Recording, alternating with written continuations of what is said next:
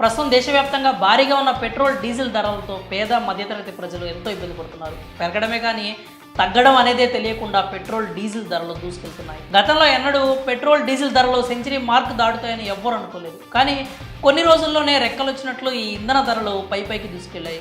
నిత్యం వాహనాలు ఉపయోగించే ప్రజలు ఈ పెట్రోల్ ధరలను తట్టుకోలేక అల్లాడిపోతున్నారు. అలాంటి వారందరికీ ప్రముఖ వ్యాపార దిగ్గజం రిలయన్స్ ఇండస్ట్రీస్ అధినేత ముఖేష్ అంబానీ గుడ్ న్యూస్ చెప్పనున్నారు. ఆయన చేసుకున్న ఒక కీలక ఒప్పందం త్వరలోనే పెట్రోల్ డీజిల్ ధరలను అతి తక్కువ ధరకే దేశ ప్రజలకు అందించనున్నారు.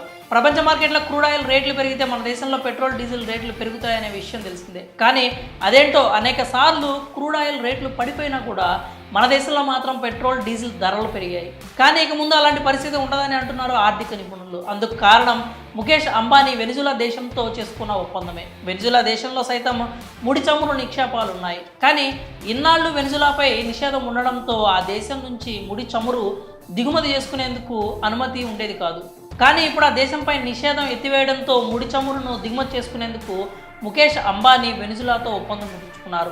ప్రస్తుతం ప్రపంచంలో అత్యధిక చమురు నిల్వలు కలిగిన దేశంగా వెనిజులా ఉంది. ఆ దేశం నుంచి చమురును దిగుమతి చేసుకునేందుకు ఇప్పటికే అంబానీ ఆర్డర్ను బుక్ చేశారు. దీంతో వెనిజులా నుంచి చౌకగా చమురు లభిస్తే తన బంకుల్లో ప్రస్తుతం దొరుకుతున్న ధర కంటే చాలా తక్కువ ధరకే పెట్రోల్ డీజిల్ అందించుకున్నారు. ప్రస్తుతం అంతర్జాతీయ మార్కెట్లో లభిస్తున్న ముడి చమురు ధర కంటే బ్యారెల్కు $8 నుంచి $10 తక్కువ ధరకే వెనిజులా నుంచి చమురు దిగుమతి చేసుకోవచ్చు. మరి